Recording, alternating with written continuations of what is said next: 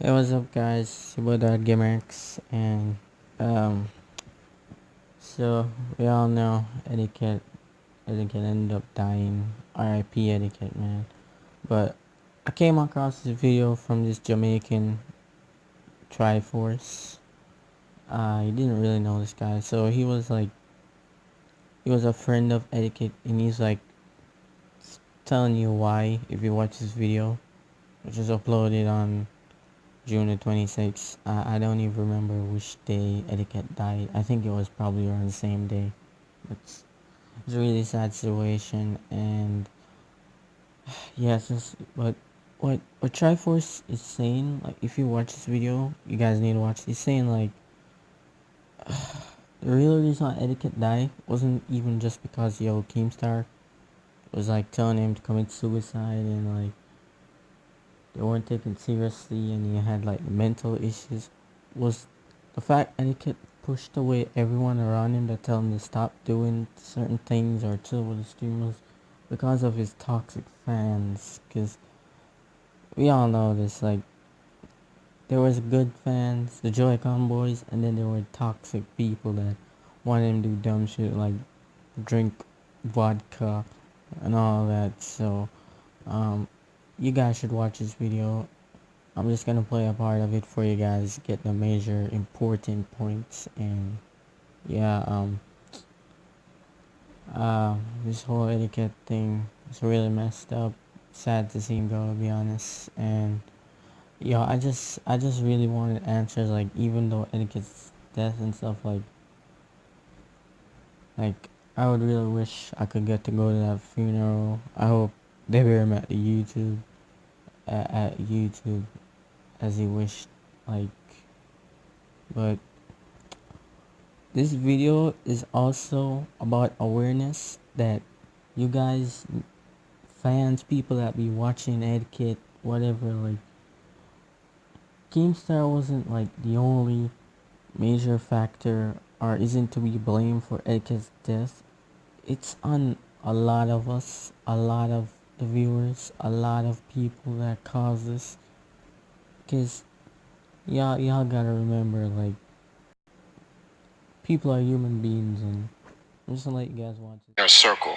And this is a perception a lot of people um, have wrong. They think that me and Etika were like brothers from another mother, which we are. We actually are brothers from another mother, but there's a context to it, and that context has everything to do with Africa and the African culture.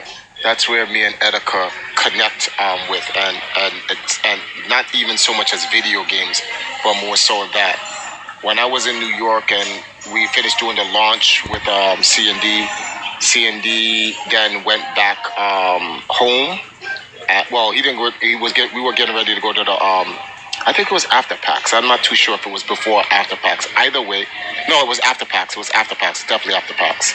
Um, I was getting ready to start planning my way to get back to Jamaica. I had to go to Ohio first, but I was trapped in New York for about 2 weeks or so. And Etika opened up his home to me for me to stay and chill with him during that time, which is how you guys end up seeing that evisceration video and all of the foolishness that followed behind that. But during my time with Etika for those 2 weeks, 2.5 weeks, and it was just literally just me and him, literally just me and him. We got up, ate breakfast together, ate dinner at night, streamed together. I was either in the living room doing my thing. So if he's not sleeping and he's not streaming or he's not down in the what's the name of this thing in the gym in his building, because the building that he had a condo. For those who remember, they had a gym inside there. So if he's not doing any of those things, he and I would be sitting down and having conversations just about life in general. And it is the reason why I said that Etika is not mentally ill. Um, a lot of people are going to sit here and say he is, and that's fine. But based on my experience with Etika and the things that I've known, the things that I have discussions with him with, the Etika today was the same Etika then. The only difference is that Etika broke, or Desmond broke, and this is based on pressures in his life. And what Etika needed were people who people who would be about his best interests that would influence him to the right path, and that would also help him maintain the lifestyle he was trying to maintain because of his audience. Right now, when I say his audience, please do not think I'm talking about the majority of you guys, Joy-Con boys for life. I am not talking about the good people who support Etika. A lot of people want to misconstrue that. I do not know why. I am talking about the toxic Etika fans. You guys know who I'm talking about. It is self-evident. You guys have been on the streams. The people. Okay, guys, so I want to pause this video to also touch on what this guy's saying, Triforce. So I've said this before. I said it the first time I made a video on etiquette that you could watch before. I was saying that, yo, the etiquette, like, was the toxic people, you know, because social media, making videos for viewers, it's really pressuring. Like, you don't understand, like, in etiquette situation, he wasn't rich. Like, he wasn't rich, but he was like making stable-ish money to survive, but you could still tell that he was still scraping through. And like, you know, like, people donate to him, and there was situations where they would claim the money, and like, they would ended up taking most of his money because of his PayPal account. So it was like toxic fans like that want to do dumb stuff, drink alcohol, all that stuff. Like, I definitely know that fans like that pushed etiquette to doing this, you know. Like, I think the pressure just kind of broke him, and it's really evident that the fact that that's what really happened. And yeah, like, just keep, just I don't know, like, people need to like not go out right now and just blame Keemstar, because I'm kind of mad at Keemstar too, but like, I'm not even gonna be mad at Keemstar. But people need to realize that the fans, like, they need to realize that a lot of them also influenced this. This wasn't like this was like a whole community thing that got etiquette off in himself, and it's really sad, bro. It's like really sad. People who would pay Etika to drink 2,000 proof alcohol and kill himself and do all of the crazy wild nonsense that he is known for. Those people, the people who would tweet to him pedophilic nonsense based on anime, a whole bunch of just degenerate juvenile nonsense. Those people, those people have been a huge influence in Etika's life, and Etika has told me this himself. Etika has told me this himself. He told me he never wants to go back to being homeless. I know how Etika feels about that, because I was once homeless. I just never went into a homeless shelter, but I did sleep in the street and Starbucks and McDonald's. And that's not too long ago, guys. That's kind of pretty recent. And he's like, he could never go back to that life, and he has to do everything to maintain the life he was at based on Etika, the Etika that the modern Etika we know.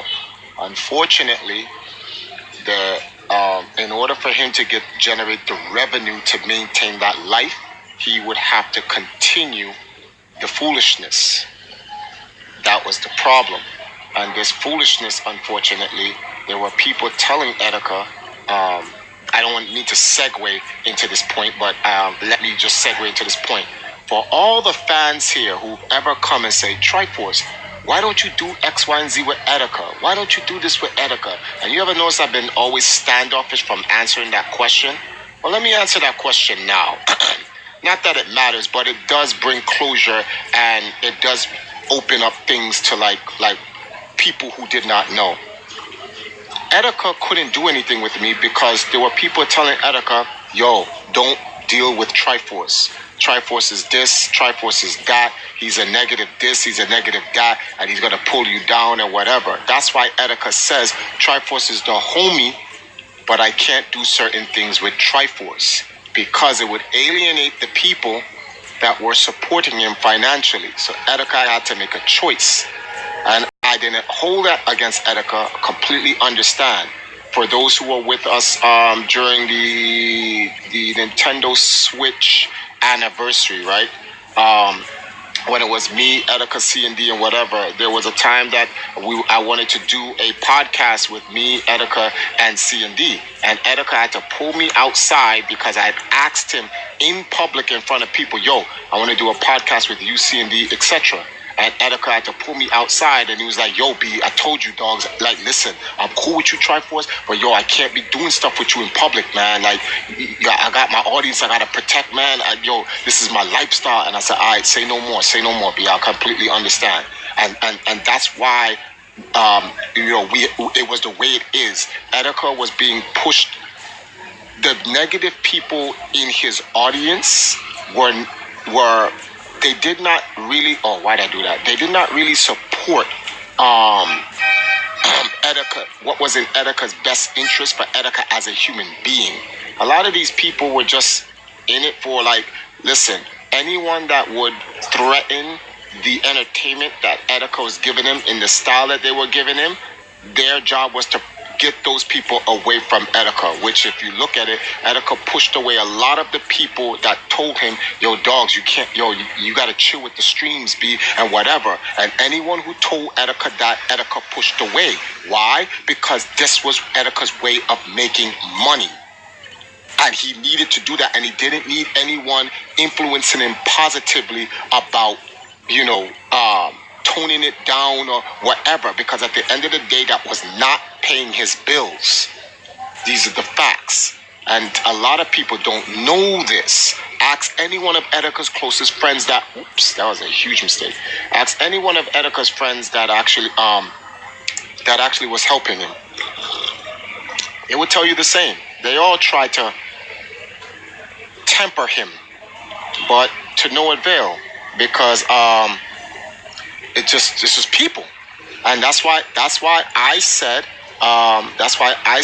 it's a sickness. It's not Etika that has a mental issue. Etika was under peer pressure and validation.